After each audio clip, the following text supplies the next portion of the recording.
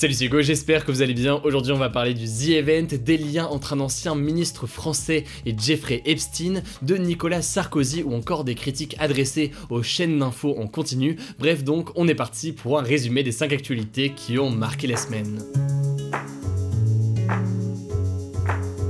Et la première actu rapidement, c'est donc la mise en examen de l'ancien président Nicolas Sarkozy dans le cadre de l'enquête sur le financement libyen de sa campagne présidentielle en 2007. Alors pas de panique si jamais vous n'avez pas suivi l'affaire, je vais essayer de vous la résumer le plus simplement possible. Tout commence en fait en avril 2012 quand le site d'investigation Mediapart publie un article qui accuse Nicolas Sarkozy d'avoir reçu 50 millions d'euros de la part du gouvernement libyen qui était dirigé à l'époque par le dictateur Mouammar Kadhafi. Selon Mediapart, cet argent aurait servi à financer sa campagne présidentielle de 2007 et le site s'appuyait notamment sur un document officiel daté du 10 décembre 2006 et signé par un responsable de la Libye. Le truc c'est que vous vous en doutez, si ce financement est avéré, eh bien il poserait problème. Il y a des règles strictes concernant le financement d'une campagne présidentielle en France et je vous la fais courte, mais recevoir 50 millions d'euros ainsi d'un gouvernement étranger pour financer sa campagne, eh bien ce serait illégal. Une enquête a donc été ouverte en 2013,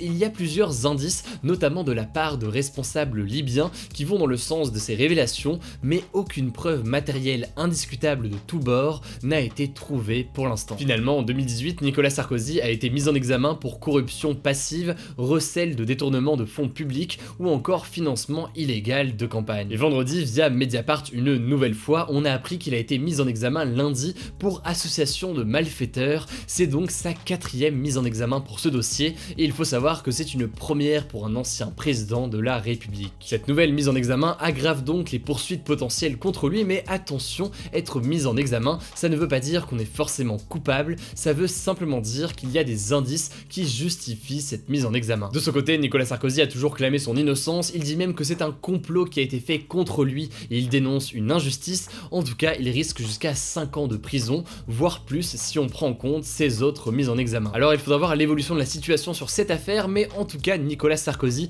va avoir un emploi du temps très chargé puisque en novembre il doit être jugé pour corruption dans l'affaire des écoutes, je vous mets un lien en description si ça vous intéresse, et en mars 2021 il doit comparaître pour un autre procès, celui de l'affaire Big Malion qui concerne cette fois-ci le financement de sa campagne en 2012. Bref, cette affaire de financement de la campagne de Sarkozy venant de la Libye, c'est une affaire qui est assez compliquée, on pourrait parler notamment de Ziad Takedine ou encore de Choukri Ghanem, cet ancien ministre libyen retrouvé noyé mystérieusement. Et du coup, si vous voulez en savoir plus, je vous ai mis quelques liens comme d'habitude directement en description. La deuxième actu de la semaine, c'est encore une histoire d'argent. Ce sont les liens entre l'ancien ministre français Jack Lang et l'homme d'affaires américain Jeffrey Epstein. Jeffrey Epstein, on a déjà eu l'occasion de parler de lui à de très nombreuses reprises sur la chaîne. C'est un homme d'affaires américain connu pour être au cœur d'une vaste affaire de pédocriminalité. Alors je vous renvoie à une vidéo qu'on a fait sur le sujet, mais à partir des années 2000, des dizaines de femmes témoignent et racontent avoir été abusées sexuellement, violées ou prostituées, souvent quand elles étaient mineures. En 2019, Jeffrey Epstein, très proche de nombreuses personnalités politiques,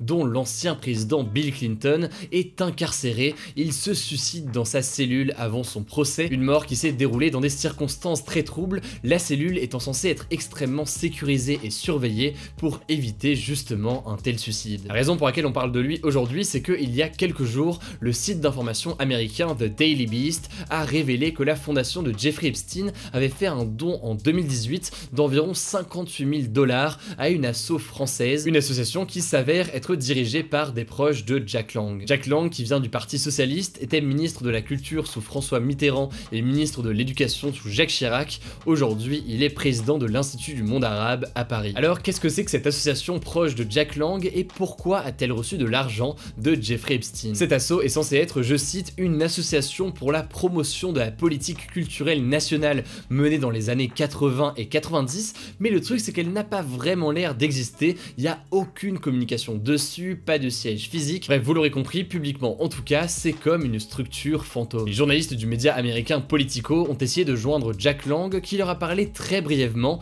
il a expliqué que ce don avait servi à financer un film, mais il n'a pas donné plus de précisions sur ce fameux film, seulement qu'il était, je cite, script en cours de finalisation, je crois. Pour avoir plus d'infos, Politico a donc contacté plusieurs proches de Jack Lang qui sont censés faire partie de cette organisation, mais la plupart n'ont pas souhaité répondre. Par ailleurs, le républicain lorrain avait contacté Fabrice Parzi, un proche de Jack Lang et figurant sur les papiers de création de l'association, mais à ce média, Fabrice Parzi a prétendu ne pas connaître cet assaut. En fait, seule Sylvie Aubry, une amie de longue date de Jack Lang et qui est aussi la cofondatrice de l'association, a accepté de répondre à Politico. À Politico, elle a donc déclaré que l'asso n'avait jamais vraiment été très active et qu'elle n'était pas au courant de ce don fait par la fondation de Jeffrey Epstein. En réalité, l'asso dirigé par les proches de Jack Lang est la seule organisation française à avoir reçu de l'argent de la fondation de Jeffrey Epstein. La raison de ce don reste donc encore très obscure, vous l'aurez compris, mais ce qui est sûr, c'est que Jack Lang connaissait bien Jeffrey Epstein. En effet, il s'était vu notamment lors d'un dîner en l'honneur de Woody Allen et il l'avait invité au 30e anniversaire de la pyramide du Louvre en mars 2019, quelques mois avant son suicide. Voilà donc pour ces révélations faites notamment par le média Politico. Vous l'aurez compris, il y a encore beaucoup de zones d'ombre. Je vous mets des liens en description si ça vous intéresse et évidemment, on va continuer à vous informer dans les prochains mois. Alors l'actualité que vous vous apprêtez à entendre, elle est très courte, je vous préviens, mais elle me paraît intéressant de la faire. Ce sont en fait les nouvelles restrictions en Europe pour tenter de stopper la seconde vague de Covid-19. En gros, cette semaine, vous le savez, sur la chaîne, on a beaucoup parlé des mesures en France, le couvre-feu, etc. Mais ça me paraît aussi intéressant de voir comment ça se passe à l'étranger, puisque beaucoup de pays font face à une soudaine augmentation des cas et donc des mesures ont été mises en place. Du côté des Pays-Bas, par exemple, on parle de confinement partiel. En gros, tous les bars et les restaurants ont fermé. Et en Espagne, la Catalogne a aussi décidé de fermer tous ses bars et ses restaurants pendant au moins 15 jours. Chez nos voisins italiens, les fêtes privées sont interdites à l'extérieur comme à l'intérieur et il est aussi fortement recommandé de ne pas être plus de 6 à domicile. C'est un peu donc la même règle qui a été appliquée en France. En Allemagne, les restrictions concernent surtout les rassemblements qui sont limités à 25 personnes dans les établissements publics et à 15 personnes dans les salles privées. Par ailleurs, élément assez intéressant, à Berlin, il y avait en fait un couvre-feu qui comprenait la fermeture des bars et restaurants la nuit, mais la justice administrative a finalement annulé cette décision et donc désormais en théorie, les restaurants et les bars peuvent rouvrir à Berlin. En tout cas, s'il y a un élément à retenir des mesures qui sont prises à l'étranger ou en tout cas au sein de l'Union européenne, c'est que souvent elles ont un point commun avec celles en France.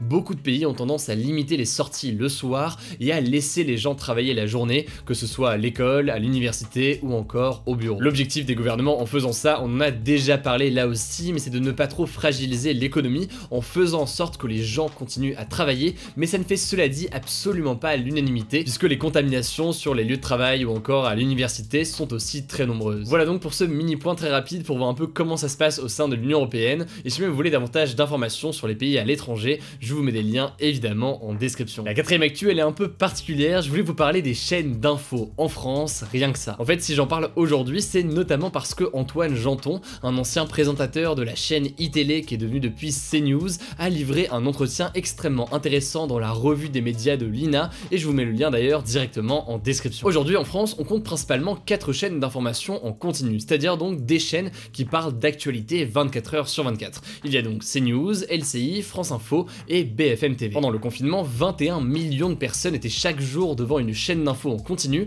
soit 8 millions de plus que la même période l'année dernière. L'une d'entre elles a même doublé son nombre de téléspectateurs depuis le début de l'année, il s'agit de CNews. L'augmentation pour toutes ces chaînes, elle tient évidemment notamment au confinement et à l'actualité chargée, mais l'augmentation de l'audience de CNews, elle est aussi due au fait que la chaîne a misé sur un type de programme bien particulier, les émissions de débat comme l'heure des pros avec Pascal Praud ou encore Face à l'info avec Éric Zemmour. Selon Antoine Janton, l'avantage majeur de ces débats, en plus de faire de très fortes audiences, c'est qu'ils coûtent vraiment pas cher à produire. Une heure de débat avec 3-4 personnes, ça coûte environ 1000 €, alors qu'à l'inverse, une heure d'antenne avec des reportages, des journalistes à payer, etc., ça coûte 10 à 15 fois plus. Ces débats sur les chaînes d'infos, ils font beaucoup d'audience et par ailleurs, parfois ils peuvent être intéressants, mais ils peuvent aussi avoir des conséquences en matière d'information. En fait, au lieu d'avoir des journalistes à l'antenne avec des reportages ou des chroniques où les informations ont été vérifiées au maximum et la chronique en fait est écrite, et bien ici on a cette fois-ci des éditorialistes ou encore des polémistes qui donnent leur opinion avec des faits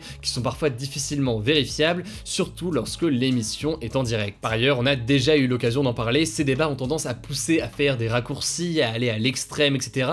pour choquer en fait et faire du spectacle. D'ailleurs, dans son entretien, Antoine Janton affirme que Pascal Praud, l'un des leaders de ce type d'émission sur CNews, disait que, je cite, la bonne télé c'est du spectacle. Vous comprenez donc pourquoi ce format est très populaire et par ailleurs il peut être très intéressant, mais aussi pourquoi parfois il peut mener à des abus. Bref, c'est un regard parmi d'autres, certains défendent les chaînes d'infos comme des éléments importants dans l'information, tandis que d'autres critiquent aussi la course à l'information exclusive ou encore le besoin potentiel de créer des polémiques pour alimenter une chaîne qui par définition est diffusée 24 heures sur 24. Bref, c'est donc un sujet à part entière, on pourrait en discuter des heures, mais je vous mets des liens en description. Comme d'habitude, c'est la 10e fois que je le dis dans cette vidéo, si ça vous intéresse. Pour la 5e et dernière actu de la semaine, je voulais vous parler de la 5e édition du The Event qui se déroule en ce moment même et jusqu'à 20h. Le The Event, vous êtes très nombreux à savoir ce que c'est, mais pour ceux qui ne savent pas ce que c'est, eh bien c'est un marathon de jeux vidéo caritatif fondé par le streamer Zerator. En gros, le temps d'un week-end, des dizaines de streamers de la plateforme Twitch se réunissent pour jouer à des jeux ou alors relever des défis tout le week-end, et ce afin de récolter un maximum de dons pour une asso, un institut ou alors une ONG. L'événement se déroule dans une grande salle à Montpellier où les streamers jouent en live pendant 50 heures, évidemment en faisant des pauses quand même,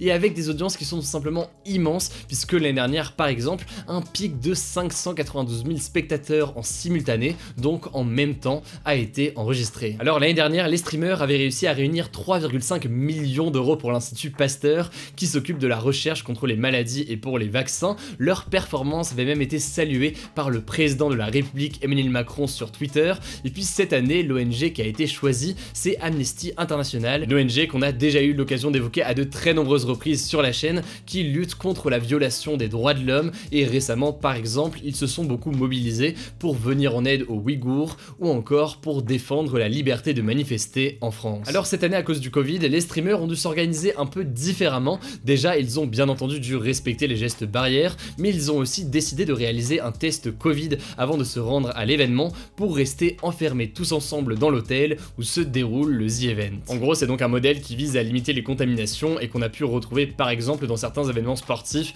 avec tous les sportifs qui étaient réunis dans le même hôtel, un hôtel donc où il n'y avait que des personnes qui ne sont pas contaminées. Alors quelques streamers comme Squeezie, Antoine Daniel ou encore Gotaga ont préféré ne pas se rendre à l'événement à cause du Covid et parfois notamment parce qu'ils étaient cas contact, et cela dit, ils ont tout de même pleinement participé depuis chez eux à la collecte de dons. Au passage d'ailleurs, on notera pour cette édition 2020 des temps forts assez incroyables, notamment la présence de Samuel Etienne, le présentateur de Questions pour un champion, qui était aux côtés du streamer Étoile pour un événement assez spécial hier soir. Alors samedi soir vers 19h, le million d'euros de dons récoltés avait déjà été atteint, c'est tout simplement énorme et jamais le million d'euros n'avait été récolté aussitôt dans un The Event, donc bravo à tous pour votre mobilisation. Vous avez jusqu'à 20h pour participer, regarder les streams, faites des dons, etc. Je vous mets des liens en description comme d'habitude si ça vous intéresse. Et vers 20h du coup sur mon compte Instagram dans les actus du jour, on vous annoncera le montant total qui a été récolté pour Amnesty International. Et au vu de la progression assez incroyable, on est bien parti pour dépasser les 3,5 millions de l'Institut Pasteur. La semaine dernière, dans les actus de la semaine, il n'y avait pas de débat, mais du coup il y en a un aujourd'hui.